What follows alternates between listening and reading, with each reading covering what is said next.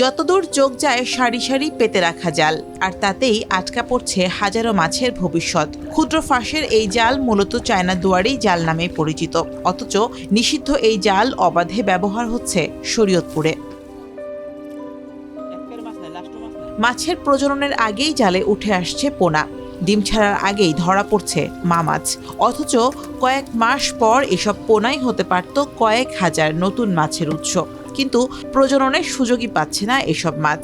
এমনকি নিষিদ্ধ চায়না দুয়ারি জালের ফাঁদে ধরা পড়ছে ছোট ছোট জলজ প্রাণীও, আর এভাবেই নীরবে শেষ হয়ে যাচ্ছে নদীর ভবিষ্যৎ।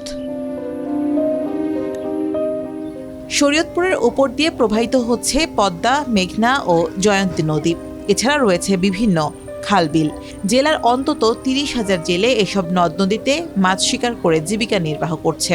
প্রতি বছর নদ নদী, প্লাবনভূমি ও খাল থেকে ১৩,১০০ টন মাছ আহরণ করেন জেলেরা, যা স্থানীয় ও ঢাকার বাজারে বিক্রি করা হয়। তবে কয়েক বছর ধরে এসব নদীগুলোতে চায়না দুয়ারি জালের ব্যবহার বাড়ায় ক্ষতির মুখে জেলেরা। চায়না তো ক্ষতিকর, এটা দেশের ক্ষতিকর, এটা সবাই আমরা বুঝি, দেখতেছি আর বুঝলেন।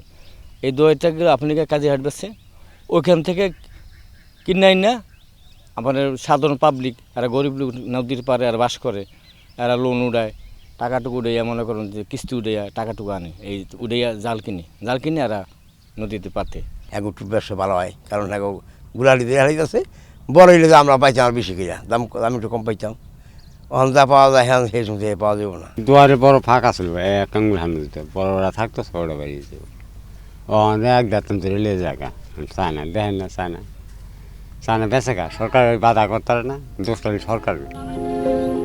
তবে যারা এই জাল ব্যবহার করছেন তাদের দাবি বিকল্প আয়ের উৎস না থাকায় বাধ্য হয়ে নিষিদ্ধ জাল দিয়ে মাছ ধরছেন তারা।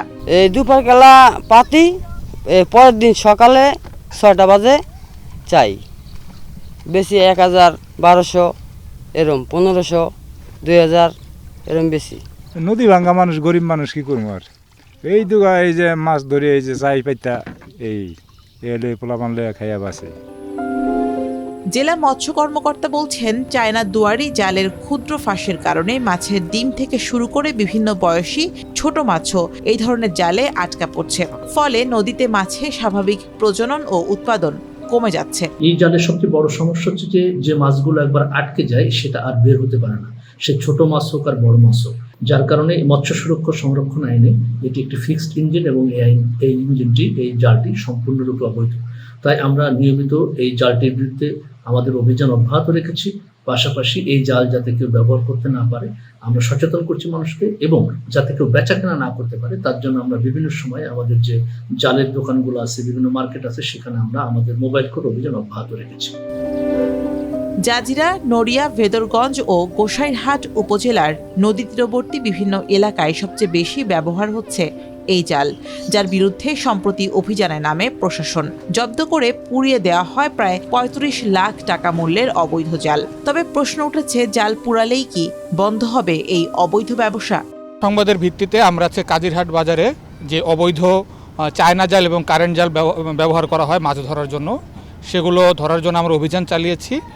অভিযানকালে আমরা এখানে কাজিরহাট বাজারে 4টি গোডাউন থেকে প্রায় 700 পিস চায়না জাল এবং 40 কেজির মতো কারেন্ট জাল আমরা উদ্ধার করতে সক্ষম হয়েছি। তবে এইসব গোডাউনের যে মালিক, এক বা একাধিকজন মালিক ছিলেন, তারা পালিয়ে যাওয়ায় আমরা কাউকে ধরতে সক্ষম হয়নি। এই জাল শুধু আমাদের মাছ না, আমাদের জীববৈচিত্র্যের সব কিছু ধ্বংস করে দিচ্ছে। আমাদের যে বাস্তুসংস্থান, আমাদের যে ফুড চেইন, সব চেঞ্জ হয়ে যেতেছে। 2 দিন পরে কিন্তু মাছ না, আমরা দেশীয় প্রজাতির মাছ থেকে শুরু করে জলজ প্রাণীগুলো হারাই ফেলতেছি। তাই এর ক্ষতিকর দিকগুলো আমরা প্রথমে মানুষকে বোঝানোর চেষ্টা করছি, অবশ্যই সচেতন করতেছি। এরপরে যদি না শোনে, আমরা উপজেলা প্রশাসনের সহায়তায় আইনি ব্যবস্থা গ্রহণ করব। বিশেষজ্ঞদের মতে, একটি পূর্ণবয়স্ক মা মাছ এক মৌসুমে 1000 থেকে লাখো ডিম ছাড়তে পারে।